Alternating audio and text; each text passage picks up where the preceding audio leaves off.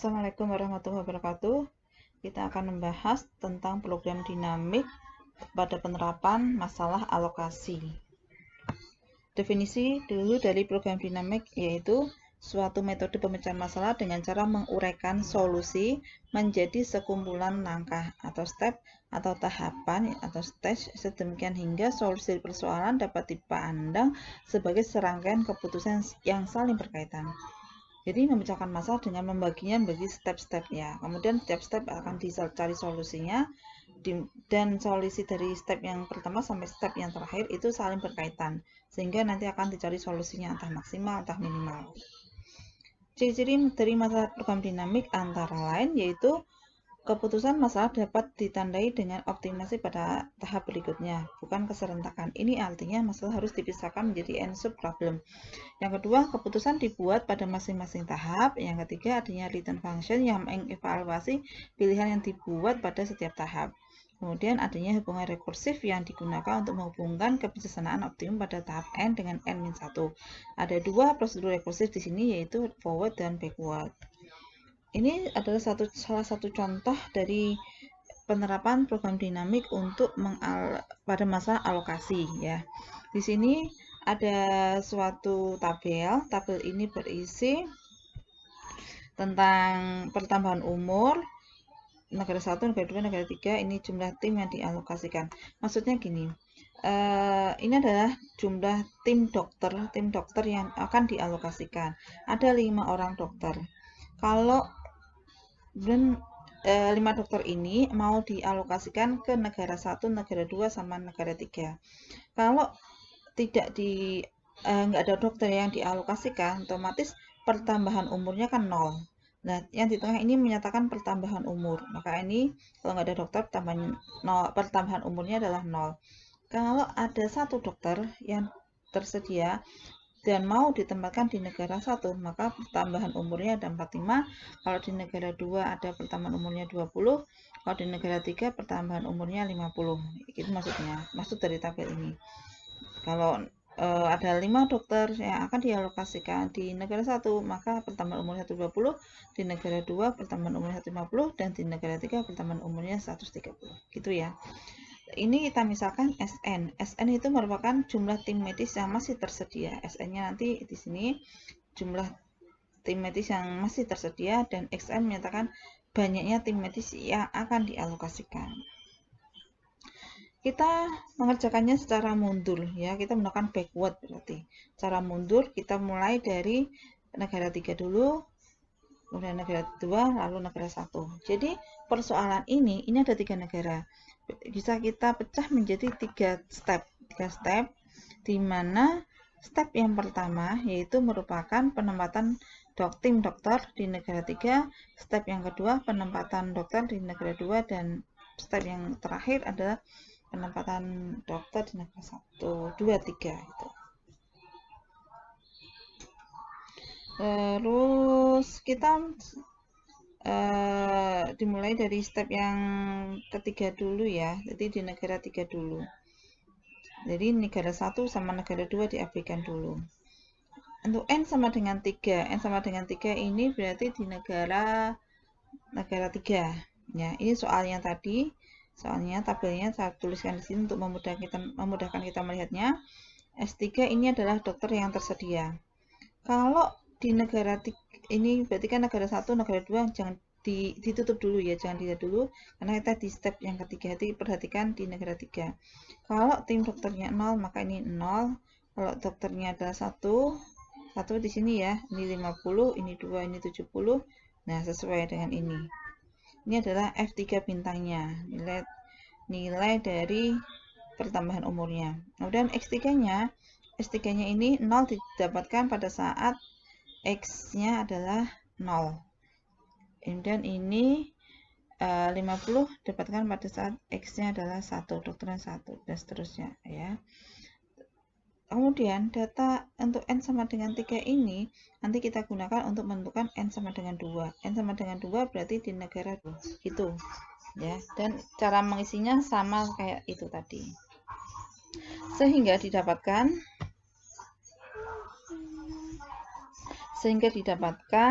ini F2 bintangnya berarti yang maksimal ya, ini 0, ini 50, kemudian di sini 70, ini 95, ini 125, ini 160. 0 pada saat X-nya adalah 0, ini 0 ya, 50, kemudian ini 70, 0 sama 1, ini 80, 0, ini 125, 3 X-nya, kemudian ini 160 di X sama dengan 4, jadi ini ya. Gitu ya untuk N sama dengan 2. Untuk N sama dengan 1, tabel N sama dengan 1 berarti masih berkaitan dengan tabel N sama dengan 2. Jadi tabel N sama dengan 2 saya tuliskan di bawahnya ini ya. Perhatikan ini untuk N sama dengan 1. Maka ngisinya kayak waktu kita ngisi di tabel N sama dengan 2. Ini PX1. PX1 berarti adalah pertambahan umur pada negara 1. Negara 1 pertambahan umurnya kalau dokternya yang akan dialokasikan 0, maka sini 0, 0, 0, 0, 0. Kalau dokternya akan dialokasikan 1, maka itu tadi berdasarkan tabel pada soal ada 45, 45, 45 gitu, dan seterusnya.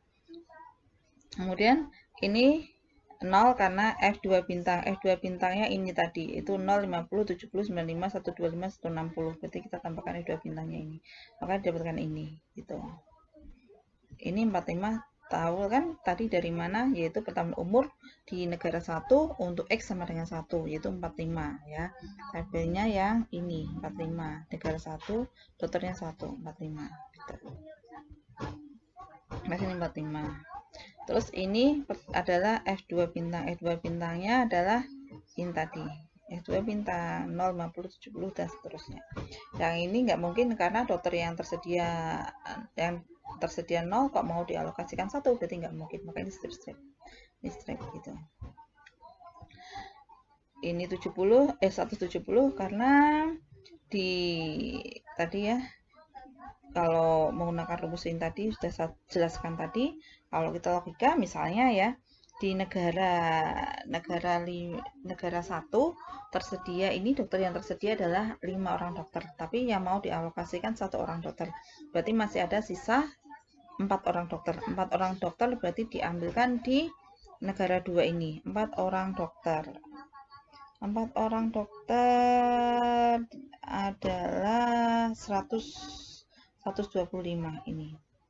125 4 orang dokter. Maka ini 45 tambah 125 menjadi 170 gitu. Kalau ini di negara 1 ada 5 orang dokter yang akan dialokasikan 5 orang dokter itu, berarti 120 di tabel soal ini tadi. Nah, ini 120. Di negara 1 ada 5 orang dokter, 120. Kemudian udah diambil semua di negara 1 kan, berarti negara 2 sama negara 3 kan nggak kebagian, maka yaitu 0. Ini 120.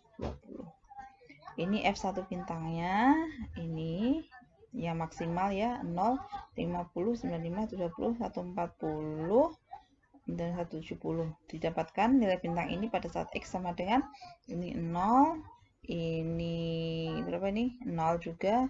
95 di sini 1, 140 di sini 1, di sini 2, di sini 3. 3 dan seterusnya.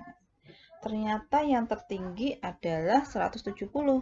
Kalau gitu ini kan sudah yang tahap yang terakhir ya. N sama dengan 1 berarti di negara 1 berarti itu ada tahap yang terakhir. Maka kita selesaikan tadi kan dengan cara backward ya, dengan cara mundur. Berarti X1-nya adalah 1. Artinya di negara 1 akan ditempatkan 1 orang dokter. Ini berarti kita sudah sampai pada kesimpulan ya, bagaimana menyimpulkan dari tabel-tabel yang tadi. Saya ulangi, di F1 bintangnya tingginya 170, maka dicapai pada saat X1 bintangnya adalah 1. Maka X1-nya adalah 1. Kemudian X2-nya berapa? Nah, lihat ini, berarti kita menuju ke tabel 2.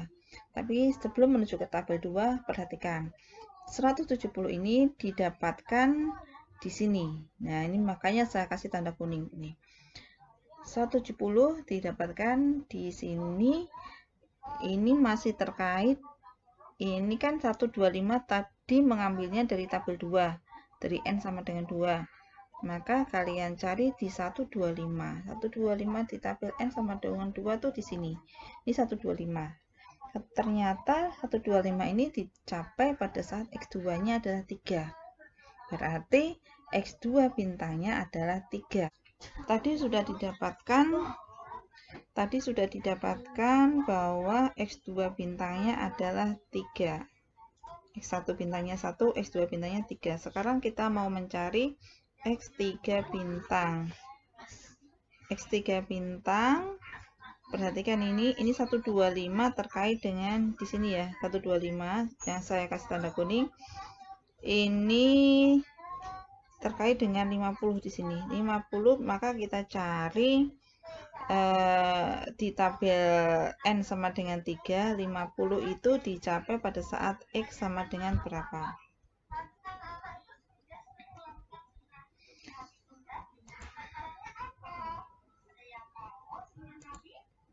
Di sini perhatikan 50 itu dicapai pada saat X-nya adalah 1.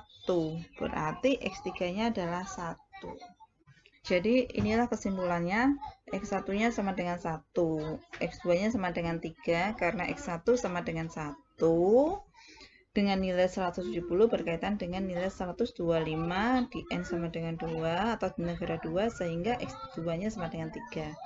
X3 sama dengan 1 karena X2 sama dengan 3 dengan nilai 125 berkaitan dengan nilai 50 di N sama dengan 3 sehingga X3 sama dengan 1 seperti yang sudah saya jelaskan tadi. Demikian ya tentang program dinamik untuk masalah alokasi. Assalamualaikum warahmatullahi wabarakatuh.